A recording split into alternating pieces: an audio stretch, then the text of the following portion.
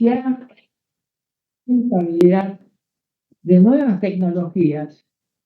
El trabajo más antiguo fue de 1958 y se refirió a la introducción del maíz híbrido en Estados Unidos. Y a este trabajo le siguieron mucho más, tanto referidos a tecnologías específicas como a la investigación en general en un país. La gran mayoría de ellos llega a la conclusión que la investigación es una actividad de buena rentabilidad. En un trabajo reciente se ha investigado el impacto económico de la investigación realizada por el INTA, obteniéndose una tasa interna de interés o tasa interna de retorno entre el 6 y el 12%. En las estimaciones se han empleado distintos supuestos para algunos datos. Para decirlo en palabras más sencillas, es una inversión que está rindiendo esa tasa, desde luego medida en moneda constante. No deja de ser una muy buena tasa. Para otros países donde se han realizado estudios similares, se tienen del 21 al 27% para el INEA, acá del Uruguay, 12% en Australia, 20% para un organismo de investigación en España, concretamente en Cataluña, y 17 a 23% según distintos autores para los Estados Unidos. En todo caso, siempre tasas internas de interés. Dado que las condiciones sociales, económicas y políticas de estos países no son similares, las tasas no son estrictamente comparables, pero sí muestran un orden de magnitud. Y lo más importante, la investigación es una buena inversión. Ahora toca hacer la presentación del premiado al ingeniero Hall, que lamentablemente no nos quedó acompañado hoy en persona. La conexión se va a hacer vía Zoom. Y acá está el ingeniero. Antonio, ¿nos escucha? te doy la palabra.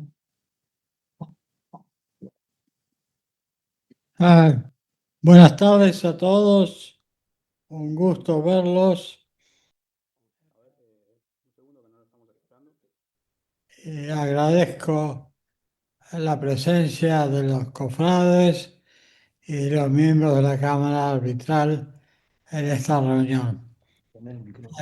El premio hoy se otorga al ingeniero, doctor ingeniero Madoni. Se justifica plenamente por sus actividades como docente, investigador y administrador.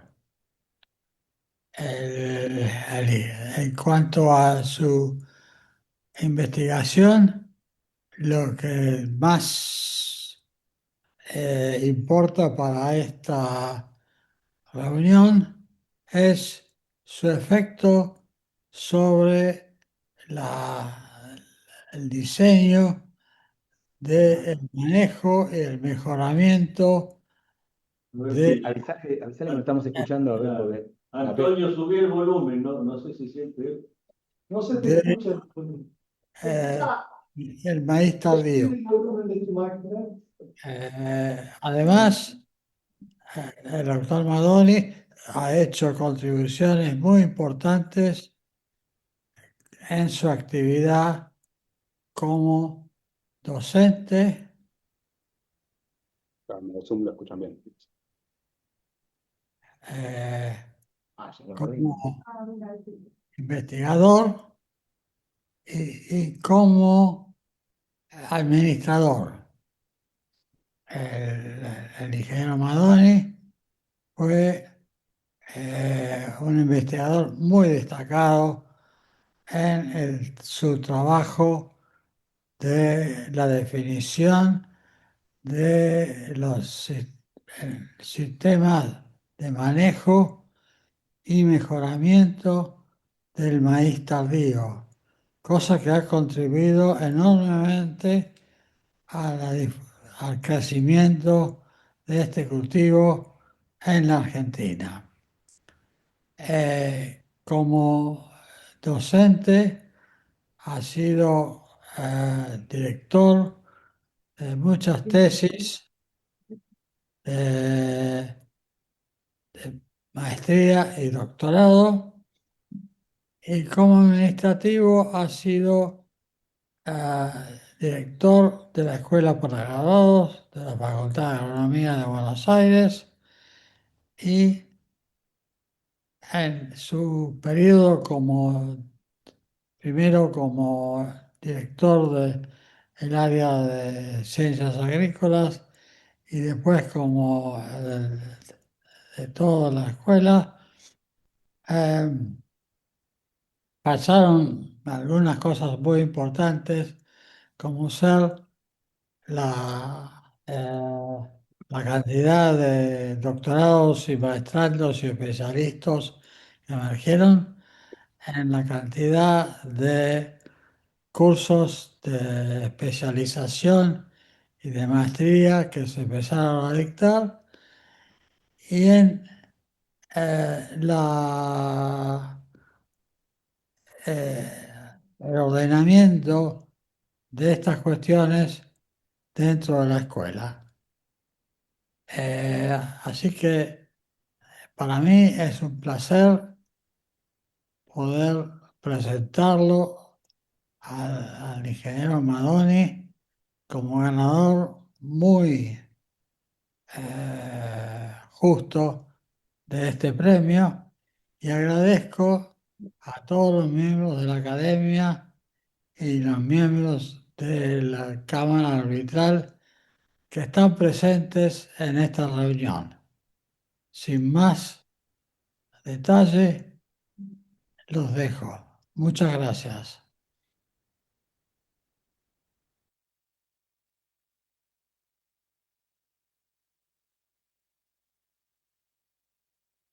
Bien, vamos a entregar ahora el diploma que acredita el premio, la medalla, a Ingeniero Madoni.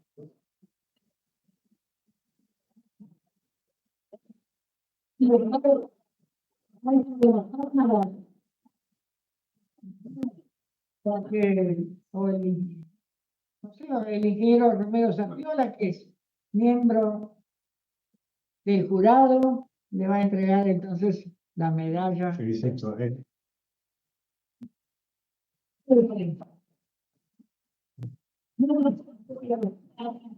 Bien, y lo dejamos entonces al ingeniero Romero, al doctor Madoni. Bueno, muchísimas gracias.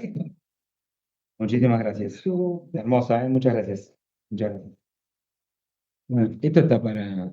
¿Todo bien ahora? ¿Está bien? ¿Supone que sí? Hola, hola, hola.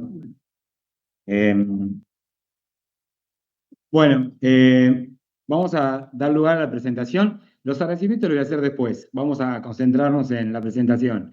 Lo que sí voy a decir es que me enorgullece mucho que me hayan distinguido por dos acciones que yo vengo realizando o realicé durante los últimos años, que para mí son dos logros personales y grupales también, que fueron la dirección de la escuela y justamente la creación de esta red de ultra baja densidad de maíz, que básicamente me viene ocupando a nivel de investigación, no diría el 100%, porque siempre uno trabaja también en otras líneas, pero sí una gran parte del tiempo estoy dedicado con todo un equipo que ahora van a ver en este tema. Entonces, cuando me propusieron cuál era el tema de la disertación, me parecía que justamente tenía que ver con esto.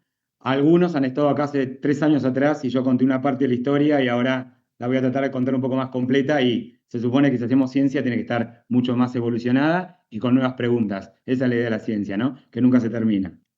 Muy bien. Entonces el título de la presentación es manejo de la estructura óptima del cultivo de maíz, tiene que ver con lo que es fecha, densidad y genotipo en ambientes marginales de producción de Argentina. A los no agrónomos, espero que algo entiendan y si no, están contentos porque me dieron el premio y le van a pasar bien igual. Bueno, ahí en la foto tienen el grupo de trabajo que están más directamente relacionados conmigo, Karina D'Andrea, que está aquí, es codirectora de la red y juntos también codirigimos un montón de gente. Y entre esa gente que están ahí los estudiantes de doctorado, algunos como Diego, que ya está recibido, otros más en proceso como Carlito, Franco, Silvia. Franco no llegó, no sé dónde anda Franco, no lo vi. Bueno, lo voy a retar después. Bueno, bien. Yo soy profesor en la Cátedra de Cereales de la Facultad de Agronomía de la UBA, soy investigador principal del CONICET y pertenezco al IFEBA, donde también tengo el placer que el director que está por ahí se está riendo y es el director de mi instituto. Así que a ellos muchas gracias y a las autoridades como Flavio, Adriana, que vinieron hoy también acá a acompañarme. Bueno, horrible se ve, no era hasta la letra, les juro que le cambió toda la configuración. Bueno, el temario de la presentación tiene que ver con, bueno, va a haber una introducción, les voy a contar lo que es esta red, básicamente sus objetivos y quiénes forman parte de la red, y después vamos a empezar a hablar a cuáles son las restricciones de la producción de maíz en diferentes regiones, y bueno, y en función de, voy a dar 2 ejemplos. Esta red abarca no solamente Argentina, sino que abarca otros países, pero lo voy a centrar la presentación en Argentina. Voy a dar 2 ejemplos de ambientes bien contrastantes, lo que es el NEA y lo que es el sudoeste de la provincia de Buenos Aires. Y cómo en ellos se analiza el primer paso de la estructura del cultivo, que es la elección de la fecha de siembra. Luego después vamos a hablar de lo que llamamos fenotipo de complasticidad reproductiva. Está César López, que pertenece a la red en la parte de mejoramiento, espero que no me rete si digo algún término mal, él es genetista. Y luego entonces vamos a entender cómo se define la estructura del cultivo, una vez visto lo de la fecha, densidad y fenotipo en los distintos ambientes. Y después les voy a contar en qué andamos. Bien, ¿cuánto maíz producimos? ¿Sí? Esta es una estadística que lo saqué del último libro de maíz, en el capítulo de Emilio Satorre, en donde lo que hizo Emilio ahí presentó la evolución de la producción nacional de maíz. Y si uno mira ahí con algún detalle, se va a encontrar. Y entonces, lo que les decía ahí, si uno mira ahí, y no hace falta ser agrónomo para darse cuenta, uno ve que hasta más o menos el año 2000 estábamos tocando los techos de las 20 millones de toneladas. Eso se siguió manteniendo, hubo un pequeño salto ahí, un poco lo que decía Frank, la introducción de los híbridos en la década del 90 hace que aumente también la producción nacional, pero todo estaba muy circunscrito a lo que llamamos la zona núcleo maicera. Gente que anda un poco por el país sabe que cuando pasa por Venado Tuerto, Pergamino, el sur de Córdoba, son las zonas donde están los maíces de mayor producción. Y esa es la zona núcleo que sostuvo la producción, casi yo diría, hasta los años 2000 y 2000 y algo.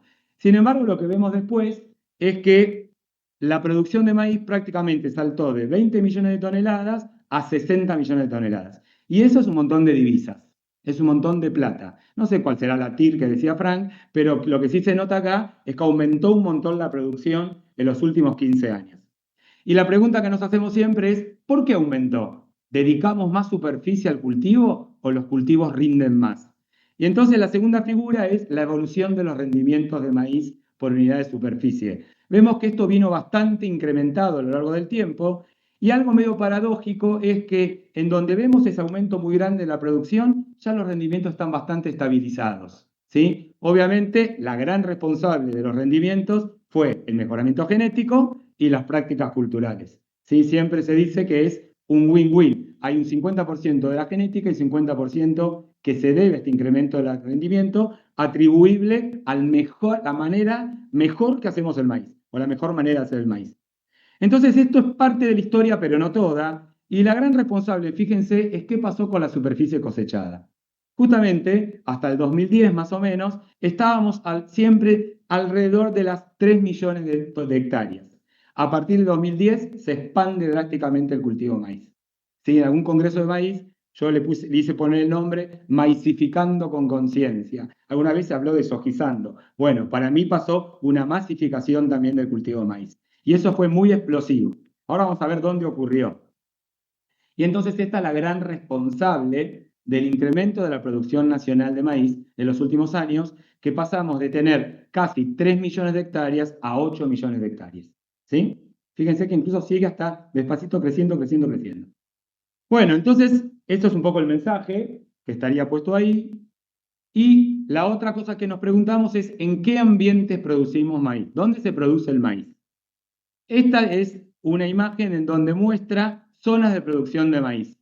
Fíjense, esta es la República Argentina, y no sé si alguno sabe que, por ejemplo, se hace en Catamarca, en Tucumán, en Salta se hace el maíz. No solamente en la zona que está pintada ahí en verde, que es lo que yo llamé antes la zona más productiva, la zona núcleo de producción de maíz. Y sin embargo, vamos hacia el sur, vamos hacia el oeste, vamos hacia el litoral. Y cuando uno se pregunta, ¿pero en dónde se está haciendo maíz? ¿Cómo es el ambiente en donde se hace maíz? Y para eso, por ejemplo, podemos empezar a mirar las lluvias. Estas serían las lluvias en un periodo que normalmente abarca el maíz, lo que es la primavera y el verano. Fíjense que en donde está la zona esa redondeada, estamos arriba de más de 700 milímetros de lluvia. Todos nuestros maíces, o la gran proporción de nuestros maíces, son maíces de secano, ¿sí? Es decir, se alimentan con el agua de lluvia. Y entonces ahí es donde está la mayor cantidad de lluvia, y el maíz requiere muchos milímetros de lluvia. Si nos vamos ahora hacia donde se está expandiendo, hacia el oeste, fíjense los valores rojos, casi la mitad del otro lado. Y lo mismo pasa cuando nos vamos alejando hacia los otros costados. Así que parte de la variabilidad que ahora vamos a ver en rendimientos son las lluvias. La otra es la temperatura, y esto, perdónenme los que no son agrónomos, pero créanme que más rojo es más temperatura y azul es menos temperatura. Entonces hacemos desde el norte, donde hace mucho calor, hacia el sur de la provincia de Buenos Aires, donde hace mucho frío. Entonces empezamos a ver que empieza a haber distintas cosas que van a gobernar los rendimientos. La otra es este mapa, que créanme nuevamente, más clarito es más almacenamiento de agua en el suelo y más oscuro es menos capacidad de almacenamiento de los suelos. Imagínense un suelo muy arenoso, ¿se acuerdan? Echaban el balde de la playa y ¡frum! Se iba el agua. En un suelo muy arcilloso se hace un engrudo y el agua queda retenido. Y entonces las texturas de los suelos cambian, más arenoso o más arcilloso, y entonces se hace maíz en donde el suelo puede retener poca agua o puede retener mucha agua, donde hace mucho calor o no hace tanto calor, en donde hay más temperatura o menos temperatura. Trato de hablar un poquitito así general para que mis amigas del gimnasio entiendan. Entonces, de alguna manera, ese es el mensaje horrible, te juro que no estaba así la presentación, que quería transmitir, ¿no? Que el cultivo se ha expandido fuera de ese redondel hacia ambientes donde hay una gran variabilidad de temperaturas, de regímenes hídricos y de lluvias y retenciones de suelo. Bien, ahora vamos a ver cómo se ve eso en un mapa. Y para eso me metí en un mapa de un proyecto mundial que Argentina ha sido pionero de participar en eso, que es el mapa de brecha de rendimiento. Acá hay un investigador, José Andrade, que forma parte del proyecto desde Argentina. Antonio Hall lo lideró de su comienzo con su equipo. Y este es el mapa nuevo, se actualizó, se hizo una cosmética. Y lo que vemos ahí en colores son los rendimientos del cultivo de maíz. ¿Sí? Hay una escala, que ni la van a ver, pero por ejemplo, en donde están esos verdes, son maíces capaz que de 8 toneladas. Pero donde están los rojos, son maíces que están por debajo capaz que de las 5 toneladas. No lo veo bien la escala ni tampoco la puedo ver bien ahí. Pero fíjense que esos patrones que veíamos de temperatura, de lluvias, de alguna manera están marcando la variabilidad de rendimientos. Pero no solamente eso, sino también cuánto está perdiéndose de que el cultivo rinda más si lo hiciéramos mejor. Y ahí está el desafío. Los más verdes es que lo que se produce está muy cerca de lo que se podría producir. Lo más amarillo estaría indicando que estamos más alejados de lo que se podría producir. Y ahí es el desafío para los investigadores y el desafío para los agrónomos. Porque les dije, genética y manejo, tenemos que aprender a manejarlo distinto a lo que hacemos en la zona de mayor producción. Y en eso nosotros nos embarcamos como grupo, en atender a cómo hacer mejor el maíz en estas áreas que le vamos a llamar marginales para generalizar. Pero acuérdense que no es un punto en el mapa, sino que es un montón de lugares que están alrededor del mapa de la izquierda, de ese verde que tienen ahí. Bien, entonces, la otra pregunta es, bueno, tampoco inventamos la pólvora nosotros, como decía mi papá, pero la pregunta es, ¿qué manejos hay? El productor el productor es muy inteligente, el productor argentino. Está lejos en su capacidad y su intelecto del productor, por ejemplo, americano. ¿sí? Porque como acá los costos son muy altos, se las ingenia para manejar bien la cosa y optimizar la inversión. Entonces, si uno mira, por ejemplo, los mapas de la bolsa de cereales, toma una campaña, en este primer mapa se ve dónde se hizo maíz. Cuanto más oscuro es, más más hectáreas se dedicaron al cultivo de maíz. Y fíjense que otra vez lo más oscuro, que no se ve tanto ahí, es la zona núcleo y más clarito a medida que nos vamos distanciando. La otra cosa que uno se puede preguntar es, ¿cuánto de ese maíz que se hace en una fecha temprana o en una fecha tardía, como dijo Antonio? Los trabajos pioneros de María Elena Otegui, que yo después seguí colaborando y generando información para difundir el maíz tardío, muestran que todo lo que está más verde significa que de todo el maíz que se hace, en general se hace tardío y no temprano, porque tiene una mayor estabilidad. Ahora después lo vamos a entender. Los rendimientos son más estables a través del tiempo. Y la otra foto que les quiero mostrar es, ¿y con qué densidades lo hacen? Lo que está en el centro son densidades que la zona núcleo, que están arriba de las 75.000 plantas. Por ejemplo, los violetas de la punta son densidades que están por debajo de las 45.000 plantas. 45.000 plantas sería en 1 metro cuadrado, 4 plantas y un poquito. ¿Sí? Entonces, fíjense cómo en las áreas marginales preferentemente se hace maíz tardío y de baja densidad. Y ahí viene la pregunta de los fenotipos. ¿Qué aspectos tienen los maíces? Que en vez de estar un montón todos amontonados, están casi como plantas sueltas. Pueden tener este aspecto, eso no son muchas plantas, es una sola planta. Como a mi amiga Viviana le causa el término gracia, son macollos vivianas esos, es decir, producen más de un vástago la misma planta. Pueden producir macollos reproductivos también. Los de la izquierda no tienen espigas. Espigas es esa cosa que tiene ahí verde con las cosas castañas, que son los estigmas. Bueno, ahí es donde están los granos que vamos a cosechar. Es un macollo vegetativo, macollos reproductivos, o puede aparecer un solo vástago con más de una espiga.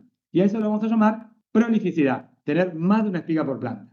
Imagínense que las otras condiciones de alta producción tengo en cada planta una espiga. Y acá, como tengo pocas plantas, tengo que lograr muchas espigas para que rinda más.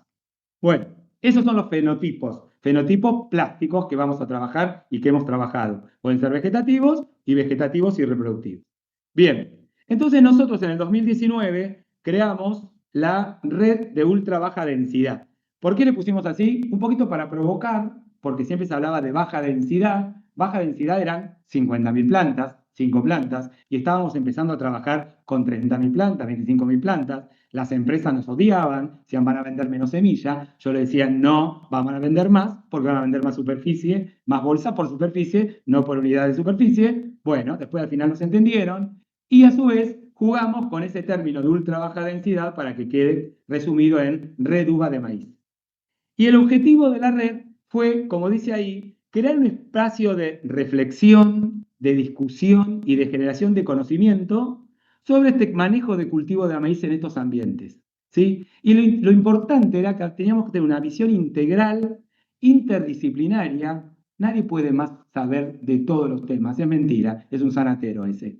Siempre hay que armar equipos con distintas disciplinas. ¿Sí? Y el desafío es trabajar en equipo. Y es riquísimo trabajar en equipo, ¿sí? No tiene sentido. Hoy me dan el premio a mí, pero detrás de mí hay un montón de gente, ¿sí? Es un premio individual, pero gracias a un trabajo colectivo. Bueno, y la idea entonces es que no podemos nada más que suscribirlo a nuestra facultad, si bien tiene una resolución, tiene como un copyright de la Facultad de Agronomía. Nosotros teníamos que tener la colaboración de un montón de gente que iba a hacer todos esos ensayos en todas esas partes del país. No se podía generar de esa manera. Entonces necesitábamos la colaboración de otras universidades, otras instituciones, de los asesores, de los técnicos, de las empresas, señaló Jorgelina porque ya pertenece a Bayer, de las empresas de semilla que generan esos híbridos. No íbamos a generar los híbridos nosotros, porque después nos metimos con eso, con otro trabajo que no les puedo contar porque no hay tiempo hoy, con las líneas del INTA. Bueno, y sobre todo, que todos entendieran que lo que queríamos buscar era generar valor a la producción de maíz y que esté representado casi todos los miembros de la cadena de producción de maíz. Bueno, entonces, muy rápidamente, este es el estado actual de la red. Como ven ahí, hay 11 universidades como les dije, que abarca otros países. Hay una universidad de Estados Unidos, hay una en México, hay una en Australia, hay institutos del CONICET, hay un montón de investigadores y sobre todo hay un montón de estudiantes de grado y posgrado. No se puede generar ciencia si no hay estudiantes de posgrado y de grado que ayudan a los estudiantes de posgrado. La ciencia se basa en que haya becas para que la gente haga los posgrados. Si no, se muere la ciencia. ¿Sí? Además de la plata la podemos conseguir por ahí, en las empresas, pero tiene que haber becarios, porque si no la gente no va a hacer un posgrado. ¿Sí? Bien, la otra cosa era que necesitábamos tener lugares donde hacer los experimentos. Y acá tuvimos un primer gran aliado que fue el INTA, con sus estaciones experimentales. Hay un montón de estaciones experimentales. Hay 3 estaciones experimentales entre el INTA y organismos como pueden ser la Estación Experimental de Obispo Colombres, que tiene una asociación mixta con producción y con la provincia, la de Chacrabarro, que tiene una asociación entre la provincia de Buenos Aires y el INTA, ¿sí? Y el INIA en Uruguay, que también forma parte de esta red. Además de eso, gracias a Emilio, que siempre nos contactó y nos abrió la puerta con ACREA, un montón de grupos CREA se sumaron, se fueron sumando, ¿sí? Y como una vez dijo Beto, vas a ver que al principio no se te van a sumar mucho y después va a haber quién no va a querer estar, porque van a empezar a entender que es importante estar ahí. Y también los de APRESID, los grupos de APRESID, ¿sí? Como agrupaciones. Las empresas eran fundamentales. Las empresas nos tenían que dar las semillas y tenían que ser híbridos que fueran de interés para la empresa y que los productores digan, yo los cultivo. No podíamos inventar cosas. Teníamos que tratar de tener a estas compañías semilleras que de alguna manera u otra participaban de la red. Grupos de productores que no pertenecían a CREA o a PRESID también forman parte. Y empresas que nos hacían los experimentos o que nos daban imágenes, etc. Bueno, como les dije, esto es un espacio abierto. El que quiere pertenecer, mientras esté en un área marginal, entra, ¿sí? Multidisciplinario y ya todo lo que leí. Bien, entonces ahora vamos a pasar a un poco los resultados. El primer ejemplo voy a mostrarles cómo entendimos la producción de maíz en el sudoeste y verdaderamente llegamos 2 o 3 pasos después que los asesores ahí. Los asesores ya estaban implementando la fecha tardía y las bajas densidades y ya veían estos fenotipos. Nosotros, y digo nosotros porque con Diego Rotili, Gabriela Veledro, que es su codirectora, nos pusimos a trabajar, es a explicar por qué estaba bien lo que estaban haciendo. Y eso es lo que muchas veces hace la ciencia. Va unos caminos, unos pasos atrás, porque los tiempos son otros. Bueno, mapita récord, ahí donde está ubicado el sudoeste de la provincia de Buenos Aires. Yo lo que voy a estar contando todo el tiempo va a tener abajo la publicación derivada. Si no publicamos, nadie se entera nada de todo esto. Y sobre todo el mundo se tiene que enterar. Las publicaciones tienen que ser de alto impacto, en donde hay 3 evaluadores que nos acribillan con las correcciones, nos rebotan los papers y en algún momento salen, en el mejor de los casos. Bueno, y entonces siempre va a estar ahí pegado la publicación. Y lo primero que hicimos fue trabajar con la base de datos del sudeste de la provincia de Buenos Aires. Hicimos como una distribución, Susana Pérez Manomerretes, de frecuencias de los rendimientos en fechas tempranas y fechas tardías. Late del inglés es tardía y early temprano. Y entonces fíjense que en las fechas tempranas hay un grupo de rendimientos muy bajos y un grupo de rendimientos muy altos. ¿A qué obedece eso? En esa zona hay suelos con limitación por tosca. Tosca es como que hay una piedra o algo de muchas piedras que no dejan que las raíces pasen y limitan la maceta. La maceta es más chica para el cultivo. Y entonces en la fecha temprana se ve eso. El suelo muy somero rinde poco, el suelo muy profundo rinde más. Esos mismos suelos, cuando se siembran tardíamente, fíjense que las barras negras se juntaron todas. Se homogeneiza el efecto de la tosca con otras cosas más que analizamos que no los voy a aburrir, como que el perfil salga cargado, por ejemplo. ¿Sí? Y eso fue justamente uno de los grandes éxitos de esa zona, pasar todo el maíz tardío para simplificar el manejo y mejorar la variabilidad espacial de los rendimientos. La pregunta que nosotros nos hicimos es ¿por qué? ¿Qué pasa en temprano y tardío? ¿El consumo de agua cambia? No cambia de gran manera. Lo que sí cambia es cuánto del consumo total lo destina a las etapas reproductivas, que es cuando se forman los granos. Créanme, los que no entienden estas figuras, si está a la derecha es más proporción en reproductivo, si está a la izquierda es menos, todo lo negro es tardío, lo blanco es temprano y cada puntito es un año de una serie histórica para ver la variabilidad interanual. Entonces, el gran éxito de demorar la fecha de siembra es que de todo el consumo de agua, más proporción se destina a las etapas tardías. La otra pregunta era, ¿y qué pasa con la densidad de siembra? Tomamos los datos que tenían los productores y vimos que en las fechas tempranas, que son los que están con rayitas, hay una gran proporción que se siembran a menos de 4 plantas por metro cuadrado y son justamente los suelos donde está esa limitación de profundidad, menos productivos, y algunos que se siembran a más de 5, que son los suelos más profundos. Cuando se pasa tardío, todo se concentra entre 3 y 4 plantas. Y ese es el paquete tecnológico que prima. Tardío con una densidad ultra baja, podríamos decirlo. Y la pregunta que nos hicimos es, ¿la bajada de la densidad mejora la economía del agua? Bueno, todas estas curvas son el consumo en el ciclo en un montón de años. Fíjense que están todas muy pegadas y arriba se separan. ¿Cuándo se separan? En los años más húmedos. Y en los años más húmedos, más densidad consume más. Pero en los años medios y más secos consume más o menos lo mismo. No es una gran diferencia el consumo total de agua por bajar la densidad, pero sí el consumo por planta. Por planta está bien a la derecha y a la izquierda está en alta densidad. Cada planta, esas que estaban solitas, consumen más agua. Si consumen más agua, las plantas al consumir más agua crecen más y si crecen más tienen más oportunidad de generar los macollos o todas esas estructuras que vimos antes. Bien. La otra cosa que nos importaba analizar era, vayamos a una zona de producción donde el maíz entró hace muy poquito, que es el área subtropical, ¿sí? Todos escuchamos alguna vez que cada vez hay menos bosques, hay deforestación, entre la agricultura. Bueno, eso ya está. Listo, ya está. Hay que hacer producción de granos de la manera optimizada para que haya rentabilidad, que derrame en la sociedad y que esa zona, bueno, tenga recursos.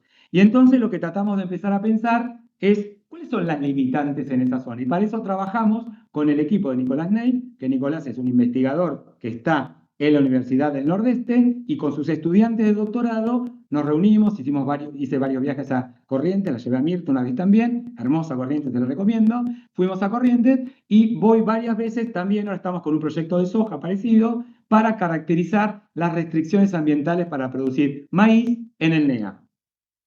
Entonces tomamos como ejemplo, ahí estamos un poquito más evolucionados, usamos el Google Maps, los puntos están representando 6 localidades que pueden estar algunas en Misiones, Corrientes, el norte de Santa Fe, Formosa, Chaco en 2 lugares, porque no todo es igual, ¿sí? Hay variación también de lluvias, ahí, y vamos a ver de temperaturas. Y para simplificar, no voy a poner todo lo que está en el paper, tomé 2 ejemplos. Una localidad en Corrientes, Mercedes, Pipa, Bahía de los Esteros, va a entrar por ahí la semana que viene, y una en Formosa, que es la que está ahí arriba. Bien, y lo que está acá representado para las 2 localidades es un barrido de fechas de siembra. Imagínense que en el norte la ventana de heladas es muy extendida. Al maíz no le gustan las heladas, es un cultivo de verano. Y se puede sembrar desde agosto y se podría sembrar, fíjense, hasta febrero. Y lo que hicimos fue simular qué pasaba con las restricciones más importantes en ese ambiente para cada fecha de siembra en cada localidad. Si está rojo está todo mal, si está verde está todo bien. Entonces fíjense que lo primero que está acá es el estrés hídrico, que siempre es el cuco tradicional del maíz, que no falte agua alrededor de floración. Habrán escuchado la niña, el niño, si llueve en enero, no llueve en enero. Bueno, entonces, fíjense que para lo que es la primera tabla, arriba y abajo, está bastante verde. Solamente tiene un colorcito rojo para la primera localidad, que es la de Formosa, cuando sembramos muy temprano, un año muy crítico. Pero no parece ser el estrés hídrico importante alrededor de floración. Si vamos a la otra tabla, aparecen rojos. ¿Y cuándo es eso? En el llenado de los granos, que puede hacer que los granitos queden más livianos. Parece ser que en proporción es peor el déficit hídrico en la región subtropical del NEA durante el llenado que durante la floración. Y si vamos bien abajo en cada una, demorar el maíz hasta febrero, estamos en el área subtropical, ¿no? Hasta febrero borra todos esos efectos. Es la mejor estrategia. ¿Qué pasa con el estrés térmico? Se prende fuego todo. Es la principal limitante de esa zona, el estrés térmico. Bueno, Parece ser que, por ejemplo, en localidad de abajo, alrededor de floración, tiene menos rojos y muy centrados en fechas intermedias. La de al lado, la de arriba, tiene mucho más rojo, lo que es Formosa que Corrientes. El llenado de granos parece ser peor. Y otra vez lo mismo, si vamos bien abajo, desaparece el efecto. Entonces, de alguna manera, bueno, y lo que está acá es otra curiosidad que pasa en el norte, es que hace mucho calor a la noche. Y al maíz tampoco le gusta que haga calor de noche. Acá, que si hace calor de noche, la pasa mal. Como decía Pablo Dox, que es lindo el maíz como crece, las noches frescas, que con Jorge íbamos al campo y nos poníamos el pullovercito. Bueno, y entonces fíjense que no es tan grave como el otro, pueden coexistir para una misma fecha, si van por un mismo renglón, varios estreses, pero también lo mismo que pasa antes, demoramos hacia febrero la fecha de siembra y se optimiza, se reduce la incidencia de todos estos factores. Así, todas las regiones tienen sus limitantes y hay que entender que no hay recetas únicas, sino que lo primero que hay que mirar acá es el ambiente, ¿sí? Y el ingeniero Pascale a mí me marcó a fuego con eso, ¿eh? Y la verdad que verdaderamente es así. Bien, y entonces lo que después nos pusimos a ver es, bueno, la penúltima parte, no se me aburran, no se me duerman también, ¿eh? La penúltima parte es, ¿qué pasa con la expresión de los fenotipos?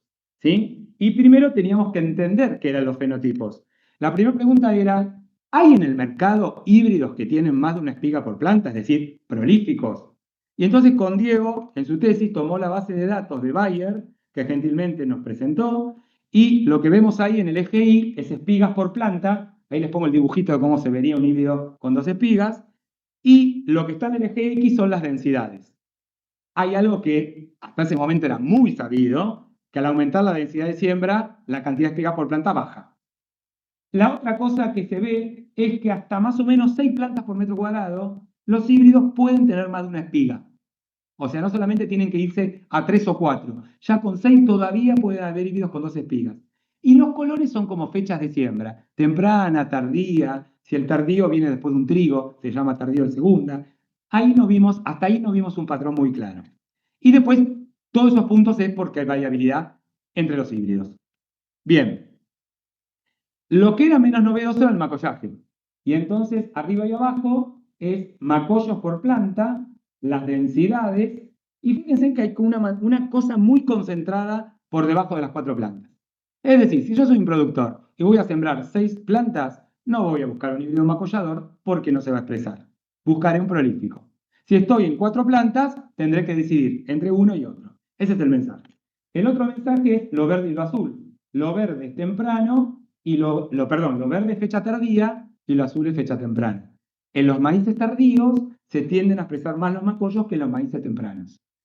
Se imaginarán por qué los que son biólogos. Hace más calor, es crecimiento vegetativo. Normalmente tienen más agua y tienen más mineralización del suelo, que es el nitrógeno. Y la otra cosa que se ve ahí es si es tardío o temprano, que es el verde. Es decir, desde una soja tuvo un barbecho largo, un maíz que se siembra, supongamos, en noviembre, diciembre. O si sembró después de diciembre, porque había un trigo que se cosechó y en vez de sembrar soja se sembró un maíz. ¿Es lo mismo? No, no es lo mismo. ¿Qué está mostrando? Que un ambiente de un maíz de segunda, el agua que se llevó el trigo, el nitrógeno que se llevó el trigo, no permite que se exprese tanto los macollos. Es decir, no es un escenario para un híbrido macollador. Sí el tardío, pero no el tardío de segunda. ¿Está? Bueno, esos son los mensajes que quería dejar hasta ahí. Bien, y ahora entonces empezamos a ver algunas cosas de mayor detalle. Con otro estudiante mío de doctorado, con Martín Parco, era, ¿qué pasaba? Yo bajo la densidad, ¿qué pasa si no fertilizo? Esto no es maceta acá, ¿eh? Es un suelo de campo que tiene una cantidad de nitrógeno normal, 4 plantas y 8 plantas, espigas por planta, verde fertilizado y rojo sin fertilizar. Si yo bajo la densidad, fíjense la altura del verde, sube enseguida la expresión de la prolificidad, pero si bajé la densidad y no fertilicé, ¡pum!, se canceló la prolificidad. Y este es un mensaje importante a nivel de extensión.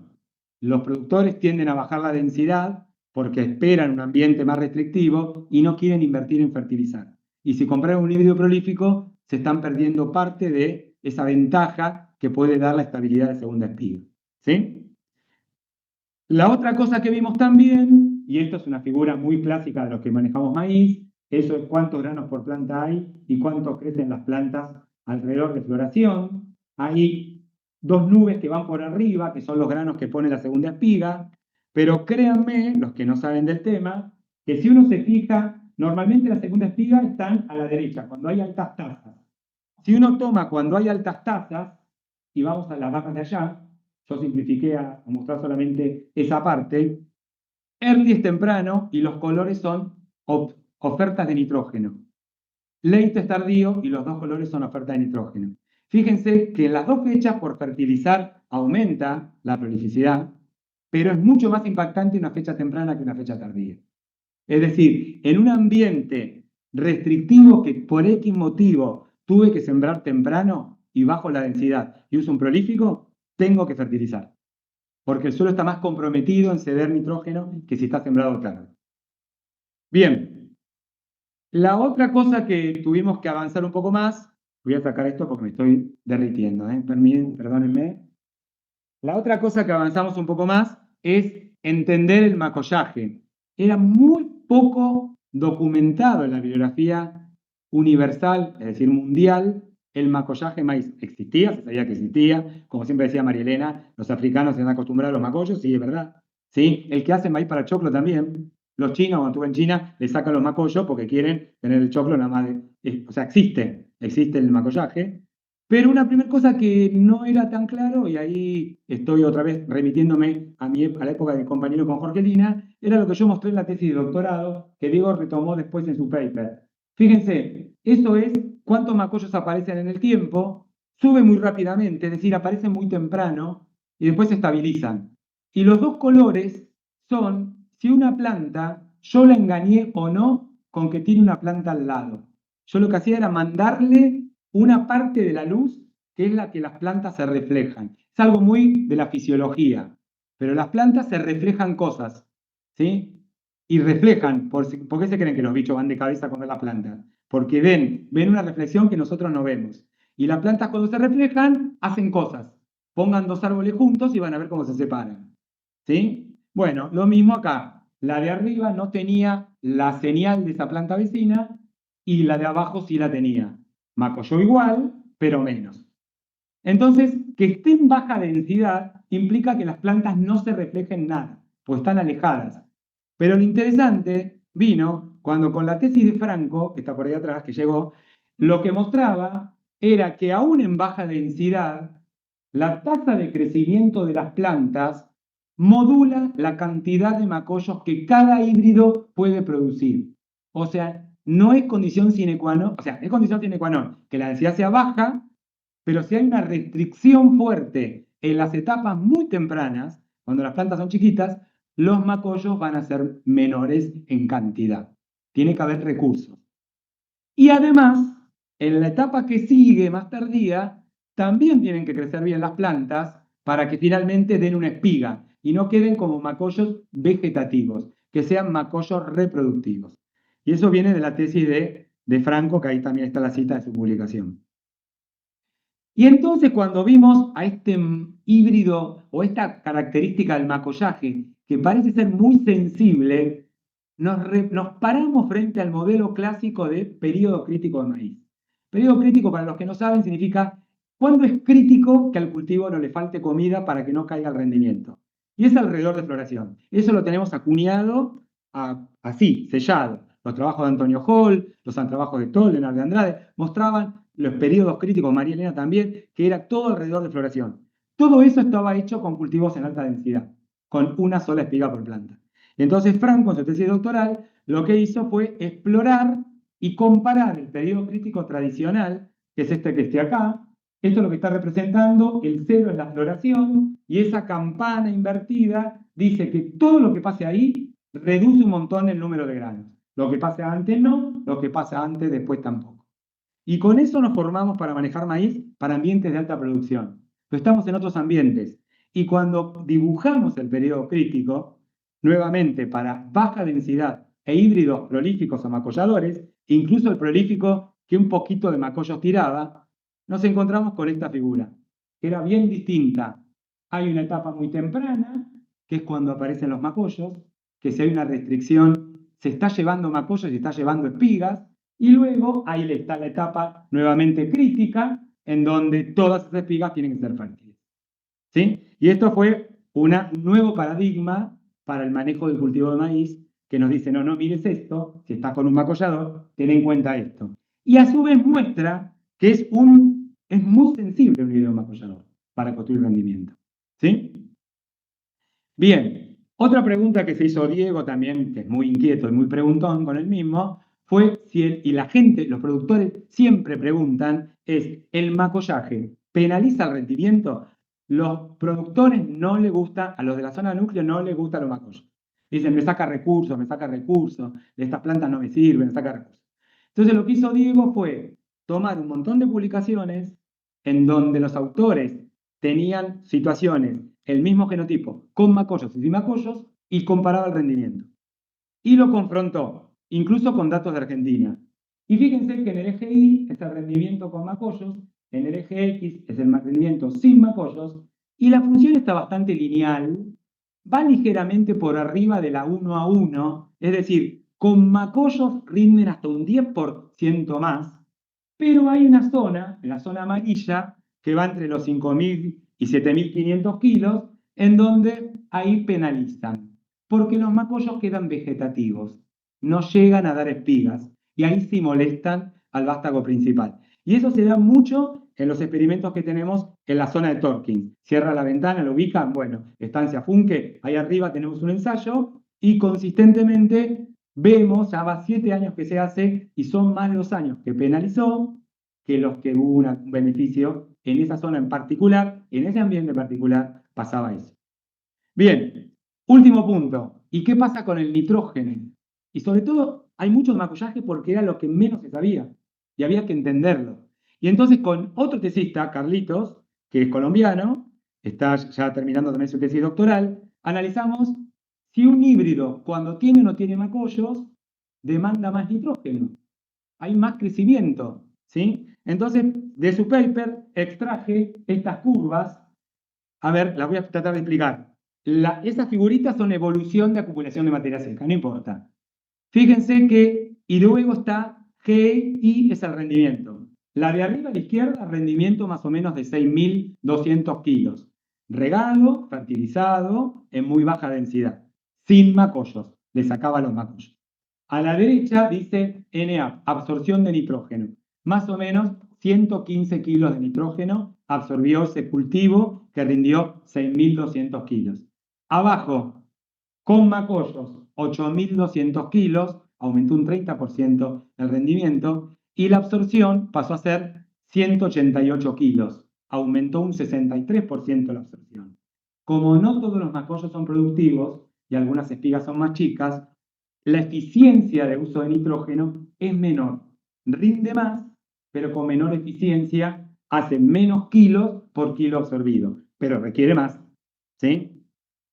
Y la otra cosa que vimos con Carlitos, en el paper con Carlitos, que codirigimos con Diego y con Karina, hay una cosa que se llama índice de suficiencia de nitrógeno y que está desarrollado nuevamente para cultivos de maíz de alta densidad, en donde uno puede ir a floración, mira el verdor de alguna manera, cuán verde está, más verde es más nitrógeno, esto está hecho con absorción de nitrógeno, no con un lector, y normalmente si ese índice es más alto, el rendimiento es mayor. Y los puntos que están ahí tirados son con macollo, sin macollo y con dosis de nitrógeno. Y lo que mostrábamos acá es que esa metodología sigue siendo extrapolable a monitorear el estado nutricional de cultivos que tienen macollo. Bien. Entonces, la última parte, ya venimos más o menos cerrando, es qué pasa con, horrible, se me fue todos los títulos, con cómo podemos esto encararlo para bajar un asesoramiento a los productores. Y desde el 2019, la red está generando un protocolo común. Es muy difícil generar protocolos comunes y consensuados. Esos protocolos los discutimos con todos esos integrantes de la red que vieron ahí todos los años. Y lo que nos pusimos de acuerdo es que en cada localidad de la red, ya van como más de, ¿cuánto, Franco, en total? Más de 120 tenemos. 150 experimentos hay hasta la fecha, ¿sí? Bueno, en todas esas localidades se trata de repetir un protocolo común, que tengamos la fecha de siembra recomendada de esa localidad, la densidad de esa localidad, que normalmente es baja, que me pongan la mitad de esa densidad y el doble, y que me pongan un híbrido prolífico, uno macollador y prolífico a la vez, uno que no hace nada, ¿sí?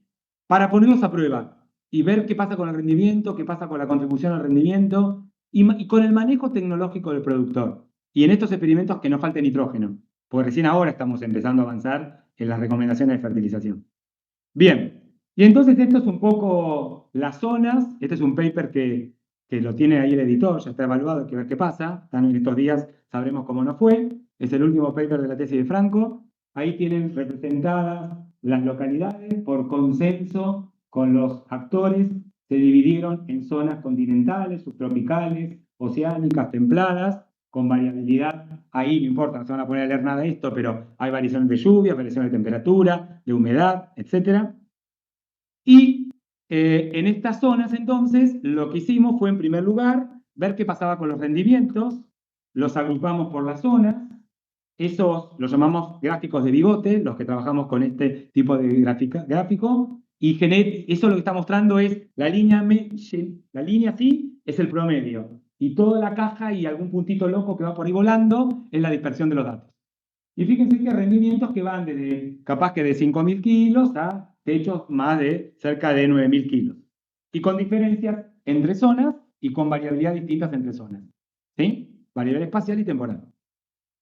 Bien, ¿qué pasó cuando Franco se sentó y analizó cuál era la densidad óptima en cada una de estas zonas? Es decir, la que daba el rendimiento óptimo, subir la densidad daba lo mismo y no convenía, bajarla lo penalizaba. Se encontró con esta figura. Fíjense que hay 3 zonas del medio, que son las subtropicales, donde hay un azul muy oscuro. Ahí no se expresan los mecanismos de plasticidad. ¿Se acuerdan? Hace como una hora atrás, cuando dije mucha temperatura, mucho estrés, cancela los mecanismos de plasticidad. Hay que subir la densidad. Ese oscuro significa densidades más altas. Y muy pocos casos con lilas o rosaditos, que son densidades bajas o ultra bajas. Por el contrario, las otras zonas ganan en optimizar rendimiento densidades por debajo de las 50.000 plantas. ¿Sí?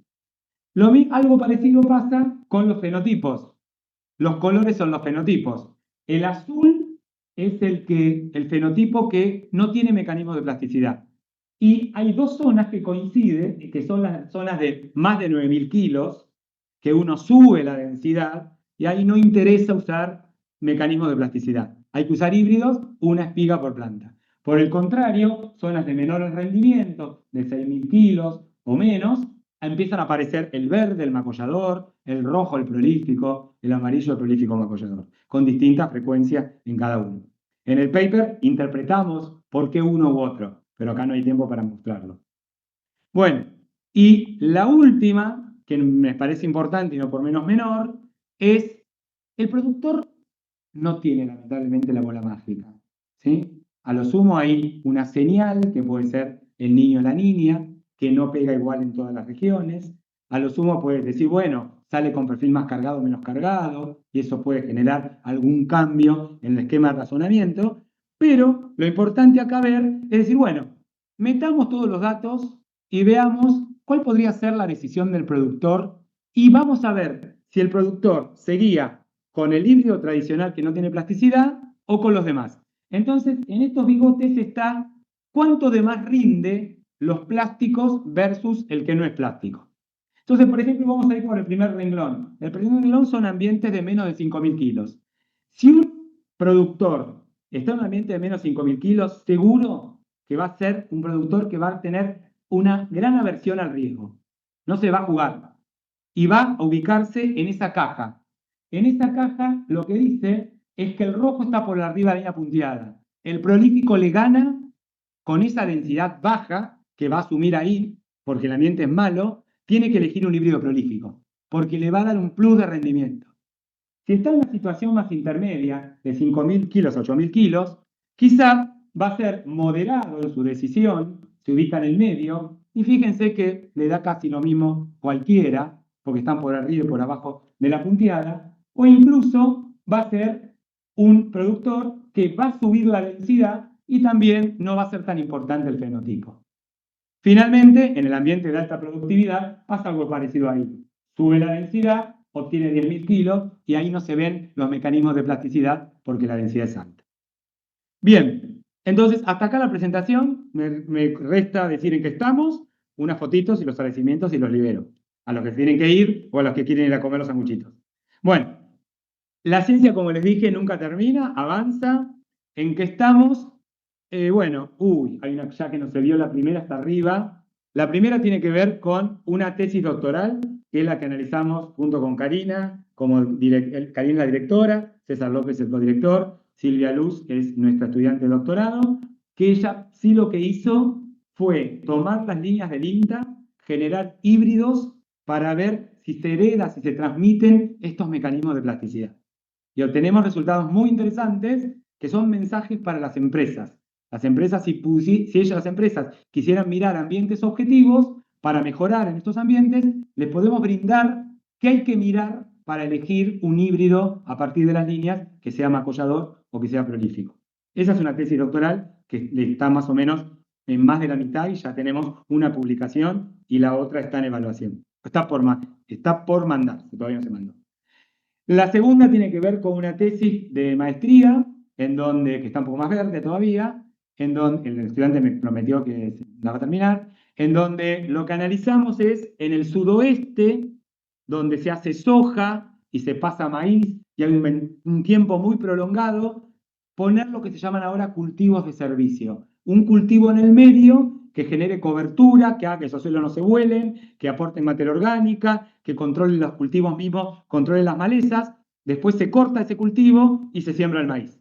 Entonces ahí lo que estamos preguntándonos es qué pasa con el agua ahora en ese sistema de producción. No solamente en el maíz, sino ese sistema cultivo de servicio maíz. Eso estamos con Nicolás Ahumada, que fue un estudiante mío de grado también.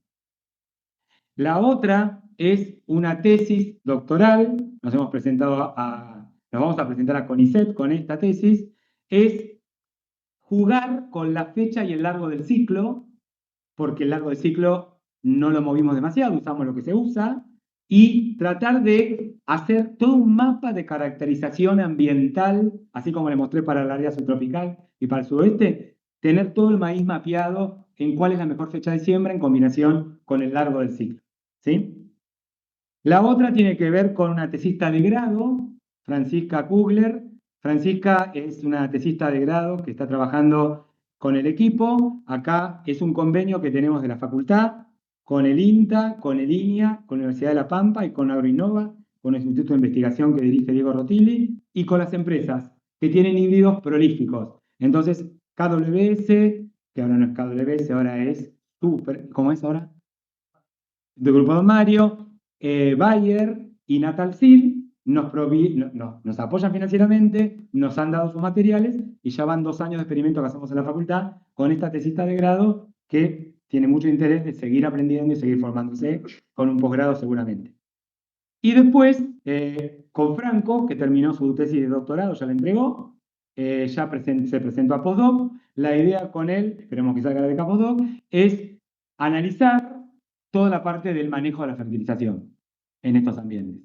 ¿Sí? Y entonces la base de datos que generamos durante 7 años ya tiene, Franco, ¿cuántos experimentos? ¿Cuántos experimentos, Franco? 50 experimentos en donde se analizaron hubo ensayos de dosis de nitrógeno. ¿Sí? O sea, se trabajó con los dosis de nitrógeno. Así que con esa base de datos, Franco en su postdoc se va a sentar para analizar cuál es la optimización de la recomendación de fertilización para esa fecha, densidad y genotipo. Bien, ¿me trabó esto acá? Simplemente una cosa que por ahí Mirta me padece y mis compañeros de cátedra también, es que nosotros hacemos muchos viajes porque visitamos los distintos sitios experimentales. Cada vez que vamos a los sitios experimentales, con Karina, con Franco, la llevamos a Silvia, a veces también hemos llevado a Cañola, con Diego hemos hecho muchos experimentos, viajes también, nos reciben y nosotros avisamos y muchas veces se generan pequeñas jornadas a campo, en donde están todos ahí los técnicos, algunos integrantes de las empresas nos acompañan varios días, tienen un shop de maíz y de Madoni durante 2 o 3 días, preguntan por lo bajo a este hombre cómo hacen para desenchufarlo, nunca encontraron, yo soy de Solar. Bueno, y entonces, la verdad que la pasamos espectacular, recorremos un montón y se generan ideas muy ricas en el campo, ¿sí? Ya una vez María Elena dijo, una cosa es lo que uno planifica en un papel y otra cosa es lo que después se encuentra en el campo. Y ahí vuelve a cambiar el protocolo y vuelve a ajustar un montón de cosas. Y se discuten, no, Cari, muchas ideas a campo, ¿no? Nosotros explicamos, pero también nos explican y aprendemos un montón. Estos son los mapitas de las recorridas. Emilio nunca nos puede creer que en una semana vamos a hacer esas vueltas, las hemos cumplido, mono relojero, pero espectacular. En una semana hacemos cada una de esas vueltas y por campaña más o menos recorremos aproximadamente 9.000 kilómetros. Gracias a la camioneta del IFEBA, a la camioneta de la facultad, a la TAOS y etcétera. Bien. Bueno, nada, estos son los lugares donde nosotros tenemos un sitio en la web que está de la facultad, en donde está toda la información que vamos generando, las charlas. Yo le paso toda la gente de comunicaciones y ellos lo suben. Está, yo diría, nunca, ya me dan nunca más 100%, 99, 98% actualizada, así que se pueden meter y chusmear ahí. Se pueden likear acá en la foto que yo subo también. Y bueno, ese logo lo hizo Pedro, 7 años atrás, era cuando se iniciaba en el diseño, ¿no? Bueno, y todavía está vigente, tiene todo lo que queremos transmitir está en esos iconos. Hace 3 años nos dieron el premio, acá recibimos el premio a esta red y sentimos muy orgullosos de recibirlo y nos dio mucha energía para seguir adelante. Y, a ver qué pasó acá. Y, bueno, el mensaje final es esto, ¿no? Que buscamos la mejor tecnología para todo eso también. Y no aplaudan porque tengo que agradecer primero. Ahora voy a agradecer. Y ya. Voy a tomar agua. Esperen que encuentre dónde lo escribí.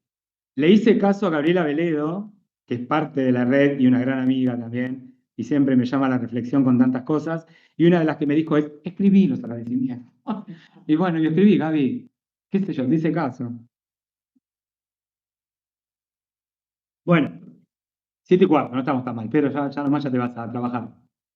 En primer lugar, quiero agradecer el reconocimiento que quienes administraron el premio destacaron no solo mis aportes al sistema productivo, desde mis investigaciones en el cultivo de maíz, sino también mi gestión durante 8 años como director de la Escuela para Graduados de la Facultad de Agronomía de la UBA. Por supuesto que agradezco a la Cámara Arbitral de la Bolsa de Cereales por proponer este premio y al jurado y miembros de la Academia Nacional por haberme elegido en su edición 2025. Sinceramente es un orgullo recibirlo, leyendo quiénes fueron merecedores del mismo. Anteriormente, voy a nombrar algunos de los que conozco, tales como el doctor Slaffer, María Elena Otegui, Alfredo Cirilo y la misma cátedra de Cerealicultura, a la que pertenezco. Bueno, ahora vamos a hacer mis agradecimientos a todos los que en mis 37 años de carrera me enseñaron a hacer ciencia. Y solamente, Benech, no te ofendas, porque no te voy a nombrar, voy a nombrar a quienes me dirigieron, ¿sí? A quienes de alguna manera me dirigieron durante mi carrera como investigador. 37 años, un montón de gente, pero bueno, no son tantos. En primer lugar, González Fontaner, al cual le tengo un cariño enorme y un respeto enorme, que me agarró recién salido, y Mirta se acuerda cuando yo me iba a Tandil, a la casa de Jorge. Emilio, que me sumó a todos sus proyectos de ACREA, siempre, a lo que fue el modelo de trigo, el modelo de maíz, hicimos juntos ese experimento de girasol, ¿te acordás, Emilio? Ay, Dios, hoy lo veo, es una vergüenza, yo estaba re contento, pero bueno, re contento. A Gustavo Slaffer, que nunca me dirigió a mí, pero en mi tesis de grado fue fundamental para que entendiera mis datos, fundamental. Amén de que, bueno, para todos es un faro como investigador. Jorge Casal, que fue parte del comité de doctorado, fue que me enseñó que las plantas se veían unas a otras.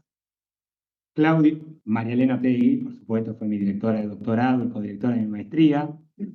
Claudio Gersa, que me dirigió la maestría, ¿sí? Ni sabía ni quién yo era. Y Roberto, reconozco que vos me lo presentaste. Yo también tampoco sabía quién era Gersa. Y fue uno de los que me enseñó, no hay nada imposible, Claudio Gersa. un investigador destacadísimo y no reconocido por la gente más joven como debía ser reconocido. Bueno, el doctor Andrieu, que fue mi director en Francia, que me enseñó a hacer todo, y de Jorgelina también, que nos recibió en Francia, cuando fuimos con Mirta y Luca, que era chiquitito, y el doctor Hall, que fue muy crítico durante todo mi proyecto de maestría, me lo devolvía acribillado el manuscrito, íbamos y veníamos, y yo pensé que tenía en la mano una porquería, y cuando terminé, me lo aprobó, le pregunté, Antonio, ¿querés ser consejero en mi tesis? Sí, me dijo, a mí me gusta tu proyecto. Ah, bueno, menos mal. Así que muchas gracias, Antonio. Además me enseñaste a ser director de la escuela. Bueno, van también mis agradecimientos a mis estudiantes de grado y posgrado. Son montones, en toda mi carrera son montones, sin los cuales no hubiese podido llevar adelante mis investigaciones. Un especial agradecimiento a todos los miembros de la red Uva de Maíz, con quien estamos trabajando desde el 2019. Por supuesto, quiero agradecer a mi querida facultad, en especial a todos mis compañeros que están por acá, docentes, no docentes, de la cátedra, de la escuela para graduados, que la verdad que para mí fue un placer esos 8 años, y a las instituciones que me apoyaron sumándose en mis proyectos, como la UBA, el CONICET, el INTA, ACREA, APRESID y a las empresas semilleras. Si me olvidé alguno, disculpen. Bueno, a todos los familiares, primos, hermanas, si no se ponen nerviosa mi hermana, a todos los familiares, a mis amigos que están acá, también por ahí, a los compañeros del día a día, los colegas que están hoy acá, a todos los que estarán remotos y que me acompañaron para recibir este premio.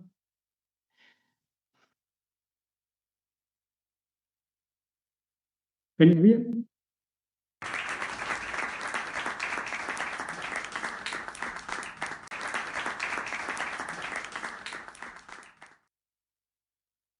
Mi compañera de vida, a mis mejores macollos, y se lo dedico a María Elena.